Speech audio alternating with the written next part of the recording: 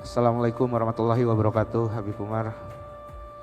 Perkenalkan, nama saya Rigen, nama panggung, nama asli saya Muhammad Rizky Rakelna.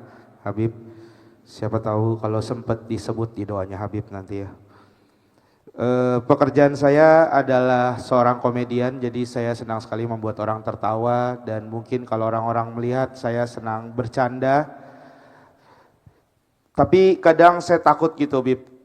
Jangan-jangan apa yang saya lakukan dianggap main-main di mata Allah Subhanahu wa taala. Jadi yang ingin saya tanyakan, bagaimana cara seorang komedian menjaga niat dan batas agar humor yang disampaikan tetap bernilai baik dan tidak menjauhkan diri dari Allah Subhanahu wa taala.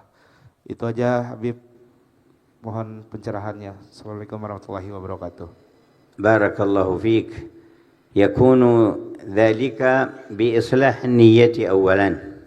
Semoga Allah Ta'ala memberikan keberkahan kepada engkau, Saudara Rigen. Yang pertama adalah langkah pertama memperbaiki niat kita terlebih dahulu. وهو إدخال السرور على قلوب المؤمنين. Pertama, niatnya adalah menyenangkan hati kaum mukminin, menggembirakan mereka, وإخراجهم من الضيق والكرب. membuat mereka itu keluar dari kesedihan dan juga sumpek stres mereka. وثانيا بأن يكون إضحاكهم بما لا معصية فيه، بما لا سب ولا شتم ولا كذب فيه.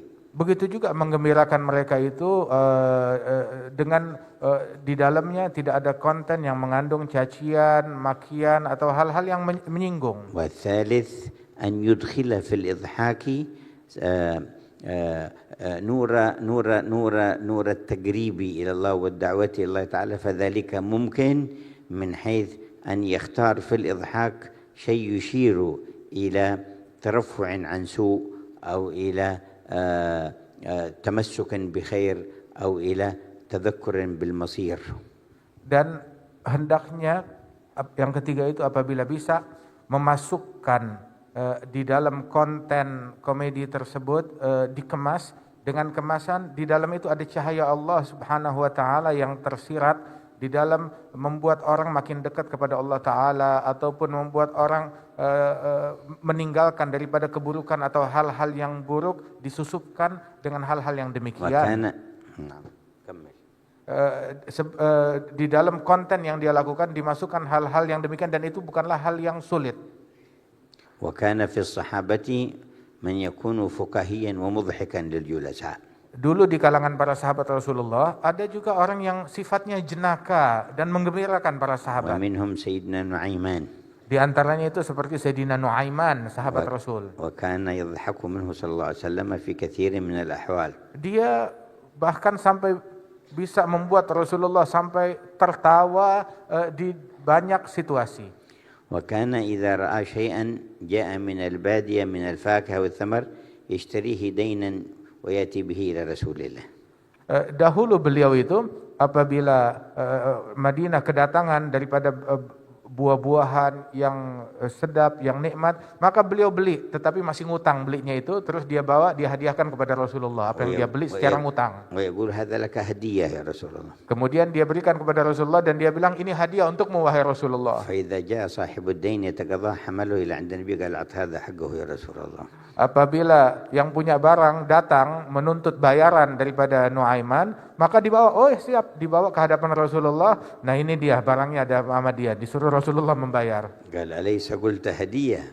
Maka Nabi bilang, kan kamu bilang ini hadiah buat saya. قال دخلت إلى البلد أحببت أن تطعمها فاشتريتها دين ولا نعطيه حقه فيعطيه حقه ويتبسم صلى الله عليه وسلم. Kebetulan saya lihat ini barang bagus, datang ke kota Madinah. Saya pikir ini bagus sekali kalau saya hadiahkan kepada engkau, tapi saya nggak punya uang. Jadi saya ambil dulu ngutang, saat dia nagih, ya saya suruh dia tagih kepada kamu. وكان عدد منهم وكان في إضحاكهم ذلك أيضا شيء من إدخال السرور على القلوب. Dan ada daripada momen-momen beliau itu memberikan kegembiraan, membuat orang lain tertawa untuk menyenangkan hati manusia. بل وكان بنفسه صلى الله عليه وسلم يمازح الصحب وقت المزح معتدل من غير إيذاء ولا كذب. Bahkan Rasulullah pernah juga di dalam beberapa situasi beliau sendiri yang bercanda dengan para sahabat tetapi dengan candaan yang santun dan juga terukur. جاءه رجل فقال يا رسول الله أحملني أي أريد الخروج معك في الجهاد فاجعل لي جملا فقال نحملك على ابن الناقة. Maka Rasul ketika bercanda pun juga dengan jujur. Kemudian ada satu orang datang kepada Rasulullah, ya Rasulullah tolong bawa saya, ajak saya di dalam perjalanan jihad tapi saya nggak punya kendaraan. Maka Rasul bilang, saya akan bawa engkau, saya berikan kamu kendaraan, tapi kendaraannya berupa anaknya unta. فظن أنه يعطيه قعودا صغيرا. Dia menyangka kalau yang akan diberi adalah ya anak unta yang masih kecil, bagaimana bisa memikul saya? قال يا رسول الله وما يغني عني ابن الناقة ما أصنع بابن الناقة.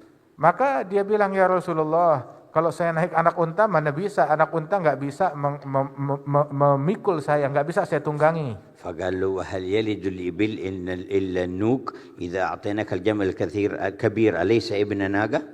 Maka Rasul menjawab, loh bukankah setiap unta itu adalah anak dari seekor unta juga, anak dari seekor unta betina. Jadi unta dewasa pun juga dia sebenarnya anak daripada unta. وجاءته امرأة مرة فقالت إن زوجي يقول كذا وكذا. Ada seorang wanita berkata kepada Rasulullah, ya Rasulullah, suami saya berkata nitip pesan ini dan itu. فقال زوجك الذي بعينيه بياض. Maka Nabi bilang, oh suami kamu yang matanya putih itu ya? قالت لا يا رسول الله ما بعيني زوجي من بياض. Maka wanita itu bilang, ya Rasulullah, suami saya normal, matanya enggak putih. قال بلى قالت أنا أعرف زوجي ما في عينيه بياض. Nabi bilang, iya mata suami kamu putih. Bilang, saya tahu suami saya matanya enggak putih. قال هل من إنسان ليس في عينه بياض؟ Nabi nanya, memang ada manusia yang matanya enggak ada putihnya? أنا ما عنيت بياض سواد من العين البياض الذي حوالي العين. Artinya itu mata manusia pasti ada putihnya, enggak mungkin putih semua matanya ataupun enggak ada putihnya sama sekali.